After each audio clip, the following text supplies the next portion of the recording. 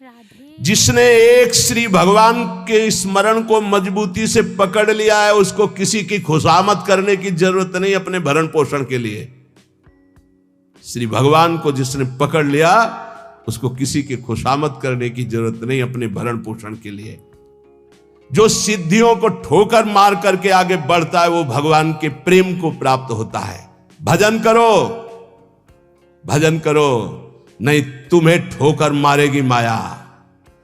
भजन करो, नहीं तुम्हें ठोकर मारेगी। भजन किया तो सिद्धियों को ठुकरा कर भगवदानंद में डूबता है। तू परम स्वतंत्र स्वाधीन भगवान का दिव्य अंश है, किसी की पराधीनता की जरूरत नहीं। पर यह स्थिति तभी आएगी जब भजन करोगे।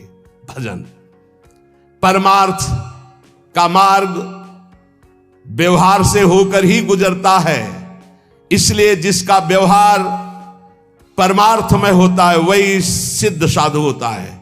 व्यवहार भी परमार्थ में होना चाहिए। व्यवहार अमर्यादित हुआ, धर्म विरुद्ध हुआ तो पाखंड है, साधुता नहीं। व्यवहार बिल्कुल शुद्ध, तस्मात् शास्त्रम प्रमाणन्ते कार्या कार्यो व्यवस्थितो, शास्त्र के अनुसार होना चाहिए। भगवान व्यापक है, सबके हृदय में है, तुम्हारे हृदय में भी है, पास में भी है, बहुत दूर भी है, अंदर भी है, बाहर भी है। तो पाखंड किससे करोगे, छुपाव किससे करोगे, दुर्व्यवहार किससे करोगे? जो ये जानता है वही साधु है। जो स्वयं नहीं कर सका उसको कभी उपदेश देने का अधिकार नहीं है।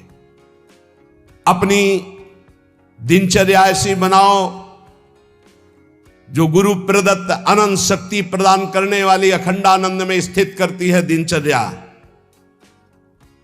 ऐसा कभी मत करो जो गुरु प्रदत्त दिनचर्या है उसका खंडन हो जाए तो दुख तुम्हें घेर लेगा, निश्चित समझना। ये बहुत बड़े महापुरुषों की वाणी है। अपनी दिनचर्या गुरु प्रदत्त ऐसी बनाओ जिससे अनंत शक्ति और अखंडानंद की प्राप्ति होती, दिनचर्या से ही होती है।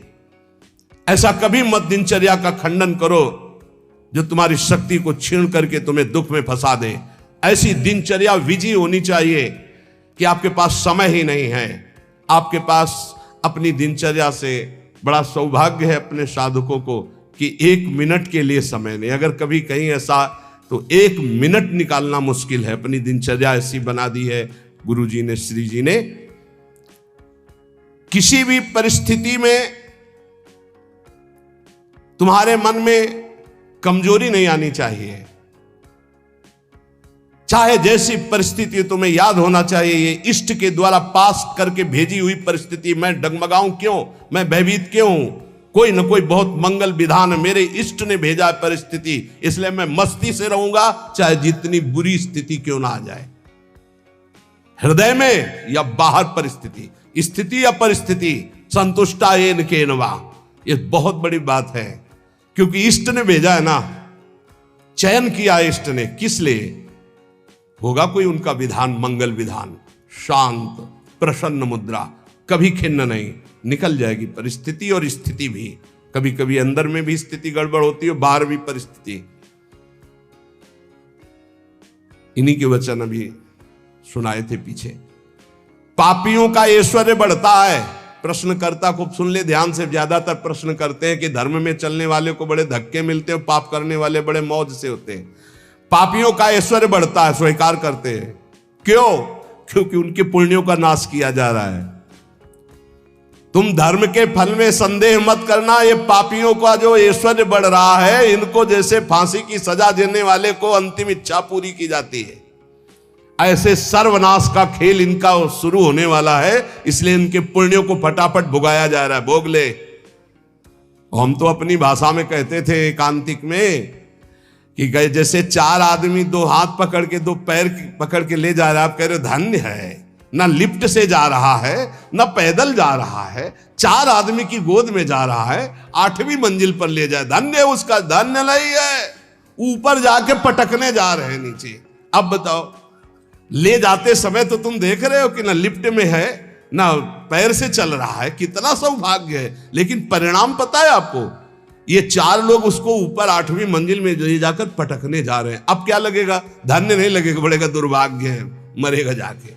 ऐसे ही पापी आदमी जब चारों खाने में हरा भरा नजर आवे ना, बढ़ता नजर आवे, तो आप हाथ जोड़ के शोक मगन होना, अब मरेगा ये जाके। ये चार जो ले जा रहे ना, ये ऊपर से पटकेंगे जाके। चारों तरफ हरा भरा, जिधर देखो उधर माला माल, जय जय जय जय, दिया सलाई लग रही सुकृत में, पुण्य में, क्योंकि पाप कर रहा है अब भस्म होगा।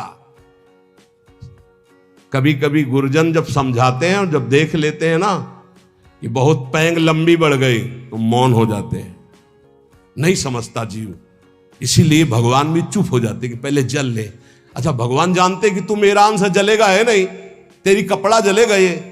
नयनम छिंदन्ति शस्त्राणि नयनम दहति पावकहा न चैनम क्लेदयन्त्यापो न शोषयति मारुता। भगवान का बच्चा आग नहीं जला सकती, शस्त्र नहीं छेद सकता, जल नहीं डुबो सकता, वायु नहीं सुखा सकती। तो अगर डूब रहा है और मर रहा है तो मर, क्योंकि आत्मा को कुछ होना नहीं है और तेरे पाप किया है तो भोग।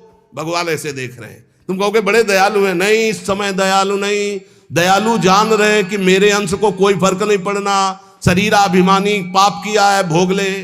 इसलिए वो अग्नि रूप भी हैं, वो जल रूप भी हैं, वो अपने में ही डुबो रहे हैं। किसको? अपने आप को।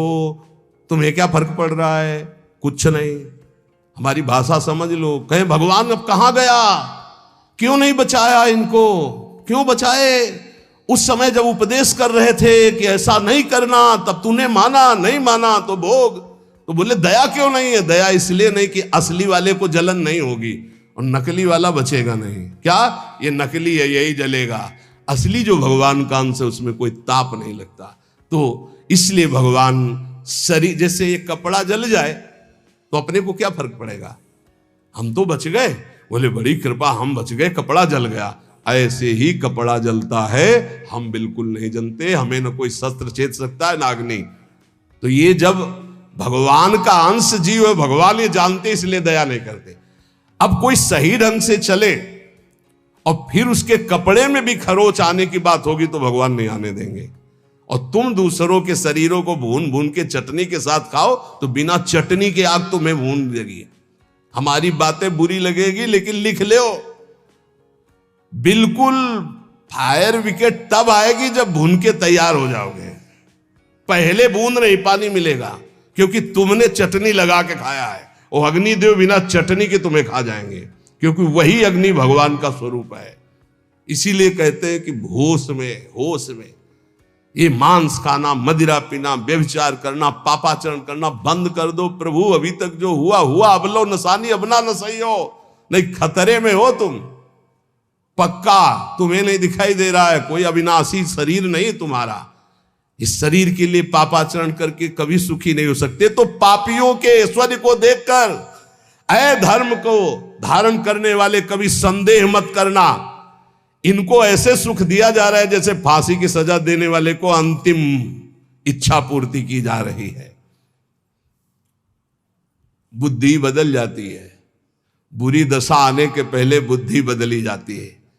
आप ना आवे ताई तहां ले जाए, वहीं ले जाएगी जहां उसका नाश होना है।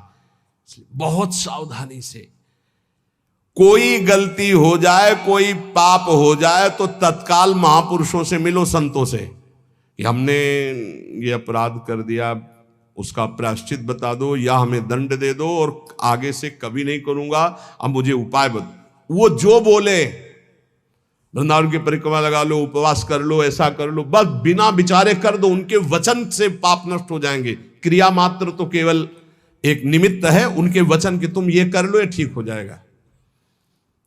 तुम्हारा जीवन नष्ट नहीं हो पाएगा। यदि कोई गलती हो जाए तो उसका प्रायश्चित कर लो। देखो, जो भगवान का भजन करते हैं, कभी भगवान से कुछ मांगते नहीं, उनकी पूरी जिम्मेवारी भगवान स्वयं ले लेते हैं। अगर तुम मांगना ही है तो भगवान से भजन मांगो, भजन कि मेरा निरंतर भजन बनता रहे। तुम अल्पज्ञ हो, भजन के सिवा और जो भी मांगोगे वो धोखा हो जाएगा, कोई लाभ नहीं है। ध्रुव जी को भी बड़ी अशांति हुई थी परम पद मिलने, अटल पद भी मिलने के बाद। यदि तुम भजन करने वाले हो तो तुम्हारी निंदा होगी पक्का। भीतर ही भीतर जब निंदा हो तो प्रसन्न होना, उससे कभी शत्रुता मत करना, क्योंकि वो निंदा करने वाला कृपा करके भगवत प्राप्ति में जो बाधक पाप है उसको वो ले रहा है। बड़ी कृपा है। निंदा करना दूसरों के पापों को लेना है, अपने को तो करना नहीं है। दूसरा कोई अपनी निंदा करे तो बहुत प्रसन्न होना है। ये कितना महान है कि जो हमें भगवत प्राप्ति में बाधक भाव थे उनका वो अपहरण कर रहा है। बिना प्रयास के, बिना प्रयत्न के, बिना भोगे तुम्हारे प्रारब्ध का नाश करने की सामर्थ्य निंदा में है, जो तुम्हारी दूसरे निंदा करते हैं। बड़े कृपालु हैं। इसलिए निंदक को परम सहायक मित्र मानना चाहिए। निंदक नेरे राखे आंगन कुटी छवाए, समीपे रहे जिससे कोई चूक ना होने पाए, हर गलती वो हमारी देखे। और भगवान बड़े कृपालु हैं। निंदक को सूक्ष्मदर्शी लगाने की जरूरत नहीं होती, सीसी कैमरा लगाने की जरूरत नहीं होती। उनके कान और नेत्र वहीं लगे रहते हैं और वो एक एक बात पकड़ करके साधु की और उसको निर्मल करते रहते हैं। इसलिए धन्य है, प्रणाम है, स्वस्थ रहे निंदक। अंतिम में उनको भगवत प्राप्ति हो, क्योंकि हमें भगवत प्राप्ति में बड़ा सहयोग किए। निंदा करने वाले महान मित्र हैं जो हमारे प्रारब्ध को बिना भोगे वो काट देते हैं।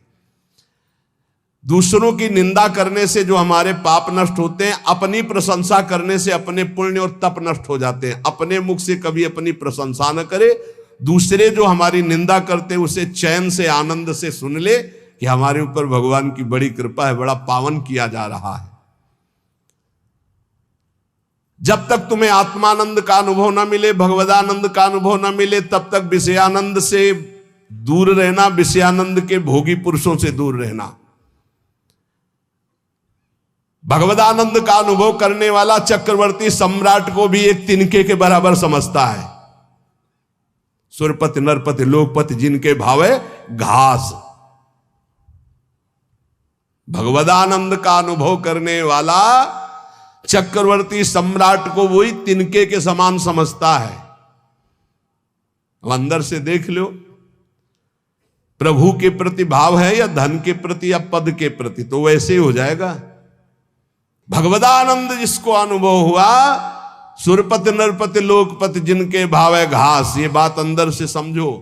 अपमान किसी का करना नहीं, पर अंदर से किसी के प्रति ऐसा भाव न रहे कि धन को लेकर, रूप को लेकर, अभिनय को लेकर, पद को लेकर के हमारा गर्व है कि हमारे पास अमुक आए, हमारा गर्व है कि हमारे पास परमहंस आए, अवधूत आए। हमारा गर्व, ये उनका सौभाग्य है कि उनको एक बार इस रज में माथा रखने का सौभाग्य मिला। ऐसा करो कि अब कुछ करना न पड़े। ऐसा करो कि मां के गर्भ में वास अब ना करना पड़े। ऐसा करो कि मनुष्य जन्म अभी आखिरी जन्म हो और हम श्री भगवान को प्राप्त हो जाएं। अगर माली से संबंध रखोगे तो पुष्प वाटिका का कोई भी फूल तुम चयन कर सकते हो। ऐसे ही यदि तुम भगवान से संबंध रखोगे तो अनंत ब्रह्मांड भगवान की पुष्प वाटिका है। किसी भी ब्रह्मांड में स्वतंत्र रूप से तुम जा सकते हो। कैसे?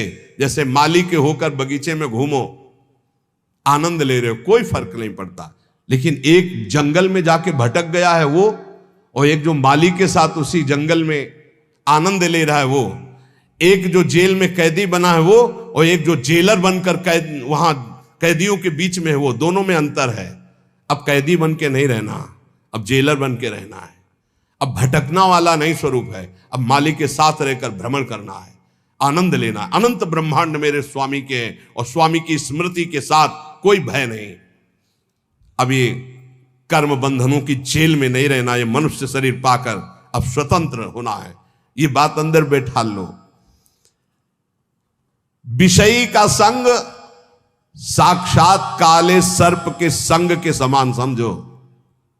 विषयी पुरुष का संग, ये विषयी पुरुष विष के समान है। इनके स्पर्श से, इनके संभाषण से, इनके दर्शन से इनके शरीर में चिपटे रहते हैं ऐसे परमाणु, जो तुम्हारे अंदर आएंगे और तुम्हारे भजन को जलाकर राख कर देंगे। भजन की वृत्ति को जला के राख कर देंगे। जितनी जल्दी हो सके अपने को जलने से बचाना चाहते हो तो विषयी पुरुषों का संग छोड़ दो। संगम त्यजेत मिथुन व्रतिनाम मुमुक्षु, बहुत बड़ी बात है, इसको अंदर से समझ लो। प्रयत्न करो, विषयी पुरुषों का संग साक्षात भयावह विषधर सर्प के समान है, वो तुम्हारी समस्त साधना को चौपट कर देगा। विषय की अग्नि की चपेट में तुम अध्यात्म शक्ति को भस्म कर दोगे। इसलिए दूर, हमको यही देखना है। जब भगवान मोहिनी रूप के पीछे भाग रहे थे ना, तो बड़े बड़े जो पद्मासन लगाए बैठे थे, तो मोहिनी भगवान ऐसे करते हैं, देख लो, ये वो हैं जो ब्रह्मबोध प्रदान करते हैं, और मेरा ये वो रूप है जो ऐसों को भी पीछे दौड़ा भगवान के मोहिनी रूप का। ऐसे ही ये भगवान उदाहरण देते रहते हैं, भगवान ही उपदेश दे रहे हैं। पक्का समझिए, बहुत बहुत विचित्र, अतिशय प्रबल देव तो माया, जो शास्त्र कह रहा वैसे चलोगे बच जाओगे। यहां सत्संग के द्वारा हमको ये समझना है कि हमें जो मिला बहुत कीमती चीज है, परमार्थ बहुत कीमती चीज है, इसको छीनने के लिए बहुत माया रंग रचेगी। अगर आप कोई वासना लेकर इस मार्ग में चलेंगे तो वही वासना अंतर की माया जानकर तुम्हारे आगे जाल फेंक देगी और तुम्हें रोक लेगी। इसलिए सत्संग के द्वारा जल्दी से जल्दी वो वासना काट दो जो तुम्हें गिराने वाली है। उस वासना का संयोग होने पर भागो, ना कि उसको स्वीकार करो। पहले प्रयत्न करो, फिर प्रार्थना करो। पहले बचने की कोशिश करो। जब आपको लगे कि अब गिरा, तो फिर भगवान से प्रार्थना कर दो कि तत्काल मुझे बचा लो। यदि कोई ऐसी विपत्ति आ जाए तो पहले बचने की कोशिश करो, भागो विवेक के द्वारा। अगर नहीं संभल पा रहे तो इष्ट को पुकारो, देर मत करो। विषयी पुरुष का आश्रय और संग आपको नष्ट कर देगा। बहुत बहुत सावधान, बहुत सावधान। मतलब ये भले भजन कम हो, पड़े रहो, भगवान की प्राप्ति हो जाएगी, क्योंकि भरोसे पे पड़े रहने वाला ही महान संत बनता है। लेकिन संग किसी का ना, असंगता बहुत बड़ी सिद्धि है। चाहे गृहस्थ में हो चाहे विरक्त में, अपने को बचाओ। जो आपके सुकृत को, आपके भजन को लूटने वाले लोग हैं, ऐसे लोगों से बचो। सदा इतना तो ज्ञान तुम्हें होना चाहिए कि तुम्हें उचित फंसाया जा रहा है या अनुचित फंसाया जा रहा है। लेकिन अनुचित फंसाने वाले बहुत अमृत जैसे लगते हैं। इस मार्ग में चलने वाले पथिक की बुद्धि ऐसे धोखा देती है, अनुचित फंसाने वाले अमृत जैसे लगते हैं। बहुत बहुत किसी भी गृहस्थ के द्वारा दी हुई सेवा श्री भगवान ने निमित्त बनाकर उसे भेजा है, ऐसे माना जाता है। एहसान कभी नहीं माना जाता। ध्यान रखना, साधुता में, जो साधुता में निमित्त माना जाता है। जैसे आप आए और कुछ, तो हम ये देखते हैं मेरे प्रभु आए हैं, मेरे आराध्य देव, इस रूप का जो निमित्त बनाकर हमारे पास भेजना, मेरे आराध्य देव। तो हमारी आसक्ति आराध्य देव में, ना कि उस व्यक्ति में। अगर व्यक्ति में तो गया, ये चाहे गृहस्थी में चाहे विरक्ति में, बात अंदर से समझ लीजिएगा। सदा अंदर से विचार करते हुए कि हम उचित कर रहे हैं या अनुचित।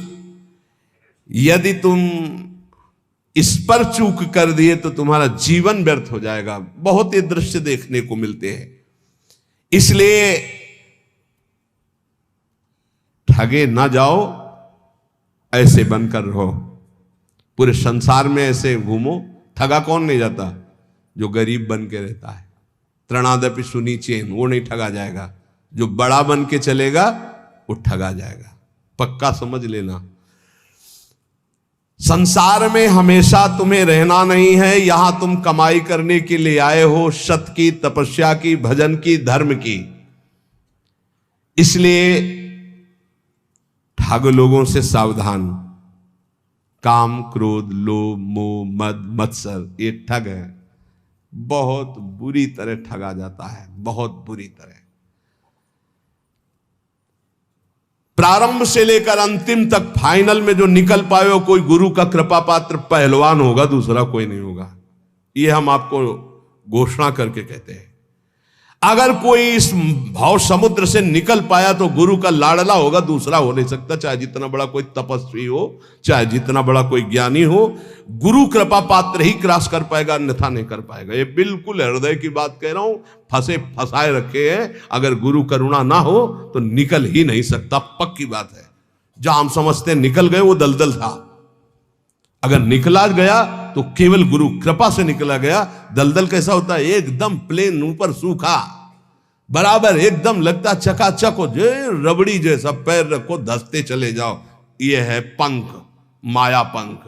इससे केवल गुरु का लाडला ही निकल सकता है। ये बिल्कुल जय घोष के सहित हम कहते हैं, जिसने अपने गुरु चरणों का आश्रय लिया वो माया पर विजय प्राप्त कर लिया। अन्यथा उसके इतने हथकंडे फंसाने के हैं कि को बिरला जो कहो हरिवंश रस बिरलो समझन हार, एक दुई जो पाइए खोजी सब संसार। जो गुरुदेव का अभिन्न अंग बन जाता है, उस शिष्य को अपने उद्धार के लिए बुद्धि का प्रयोग नहीं करना पड़ता। ये हम बड़े बड़े महापुरुषों के वचन सुना रहे हैं। जो शिष्य अपने गुरुदेव से छल कपट और झूठ बोलता है, उससे बड़ा महापापी और कौन हो सकता है? एक बार एक महापुरुष ने कहा था कि संसार में कहीं भी झूठ हो जाए, कपट हो जाए, पाप हो जाए, तो एक जगह है गुरुदेव का घर, गुरुदेव के चरणारविंद, जहां खुला बेपर्द हो जाना चाहिए। बेपर्द का मतलब, महाराज ऐसी गलती हुई, ऐसे पापी हूं, ऐसा नीच, वहां बिल्कुल भय मत करो, झूठ मत बोलो, छल कपट मत करो। वो तुम्हें डांटेंगे, भगा देंगे, तिरस्कार करेंगे, कभी हमारे सामने मत आना, जा ऐसा, वो सब पाप नष्ट हो जाएंगे। यहां कह रहे जो गुरुदेव का अभिन्न अंग बन जाता है, उस शिष्य को अपने कल्याण के लिए बुद्धि लगानी नहीं पड़ती। और जो गुरुदेव के सामने छल कपट और झूठ बोलता है, उससे बड़ा कोई पाप नहीं होता। कहां मोचन करोगे? सब पापों का मोचन करने वाले तो सदगुरुदेव भगवान है। भारी से भारी वैष्णव अपराध बन गया हो कोई भी, एक तो वो उपाय बताएंगे कि जाओ उन्हीं के पैर पकड़ो, नहीं हो रहा, अगर वो कह दें कि जाओ अच्छा कुछ नहीं, सब ठीक हो जाएगा, बिल्कुल संशय मत करो, कोई अपराध नहीं लागू होगा। ये हम तस्मात् शास्त्रम प्रमाणम की बात कह रहे हैं। गुरु माफ कर दे तो विश्व का भारी से भारी अपराध माफ हो जाता है। अगर कितना भी बड़ा अपराध बन गया हो और गुरुजी उलट कर ये कह दे कोई बात नहीं, जाओ कोई बात नहीं, तो तुम्हारा निश्चित सारे अपराधों से अपने आप प्रायश्चित हो गया, उनके एक शब्द कहने से, कोई बात नहीं, जाओ कोई बात नहीं। बड़े से बड़े अनर्थ का नाश गुरुदेव के एक शब्द से हो जाता है, जाओ कोई बात नहीं। वेद शास्त्र को सामने रखकर अत्याचार, अनाचार करना, झूठ बोलना, कपट करना, तो क्या तुम्हें यह पता नहीं कि प्रभु घट घटवासी हैं? क्या वो प्रभु नहीं देख रहे कि तुम शास्त्र को सामने रख करके क्या आचरण करते हो, क्या बोलते हो? तो शास्त्र, गुरुदेव यही तो तुम्हारे कल्याण के लिए है। कम से कम शास्त्र का प्रवचन, शास्त्र की वार्ता और गुरुदेव के शब्द, गुरुदेव के प्रवचन, गुरुदेव की वार्ता, इसी तो अपने जीवन में सत्य मानकर उतारो। एक मनुष्य ने प्रश्न किया गुरुदेव से कि महाराज, भगवान नाम से सुना है कि सब काम हो जाता है, तो फिर संध्या, तर्पण, यज्ञ, दान ये सब करना चाहिए?